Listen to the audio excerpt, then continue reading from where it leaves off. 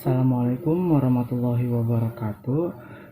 Idin abdi numpangkeun diri nami abdi Dimas Duta Manograha ti absen 10. Di dieu kuring bakal nyaritakeun pantun Sunda anu judulna Lutung Kasarung.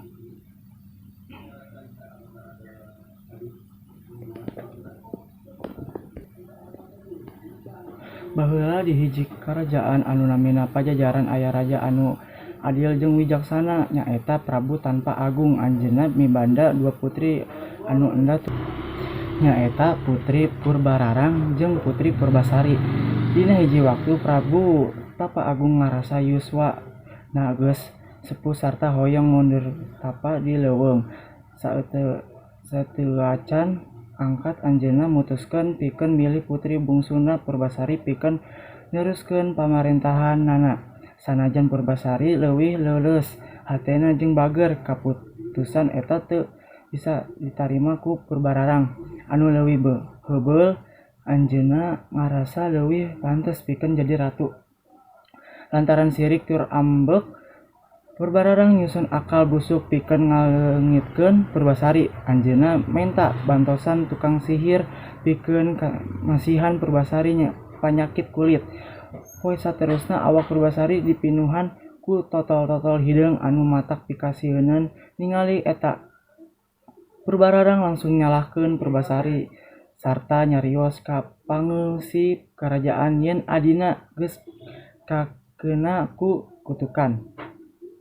Prabu Tapa Agung anu geus percaya ka Purbararang leres pisan keur susah hate. Anjeunna percanten yen Ratu moal bisa boga cacat. Lantaran kitu anjeunna narima kahoyong Purbararang pikeun ngusir Purbasari ka leuweung. Purbasari di leuweung. Nyorang kahirupan di leuweung teh henteu gampang pikeun Purbasari, tapi kusabab manehna bager tur sabar anjeunna ditulungan ku sasatoan leuweung.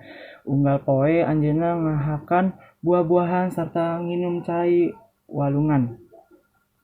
Dina hiji peuting aya hiji lutung anu datang deukeut ka manehna. Lutung eta henteu siga sasatoan biasa. Anjeunna boga akal tur bisa ngahudangkeun rasa aman pikeun Purbasari. Lutung eta nyaeta Lutung Kasarung anu sabenerna pangeran kahyangan anu diturunkeun ka dunya ku para dewa. Lutung Kasarung kacida prihatin ningali kaayaan Purbasari. Kalayaan kasaktianna, anjeunna nyieun hiji taneuh leutik anu ngecelakeun cai sakti.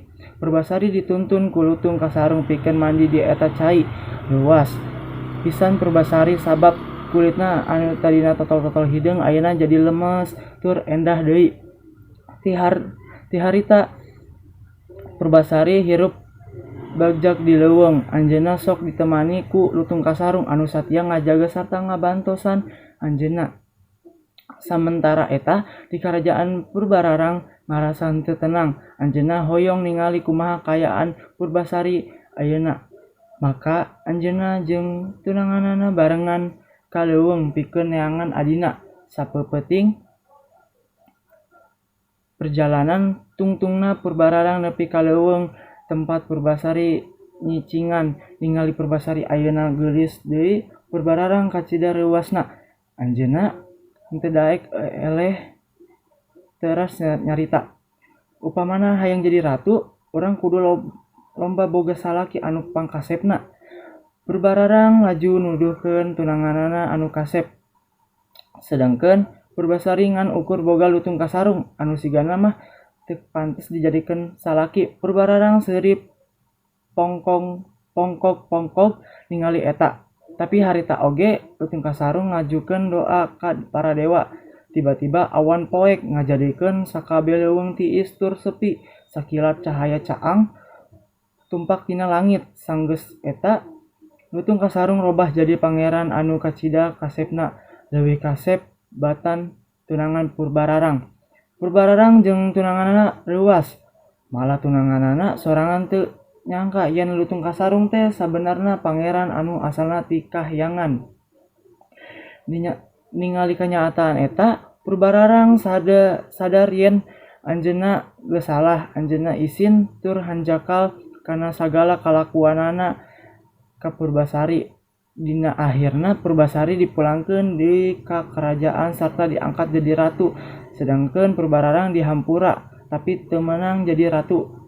Purbasari jeung Pangeran Lutungkasarung hirup bagjag tur marentah pajajaran kalayan adil tur bijaksana.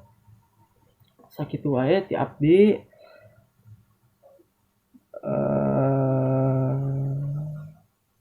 Wassalamualaikum warahmatullahi wabarakatuh.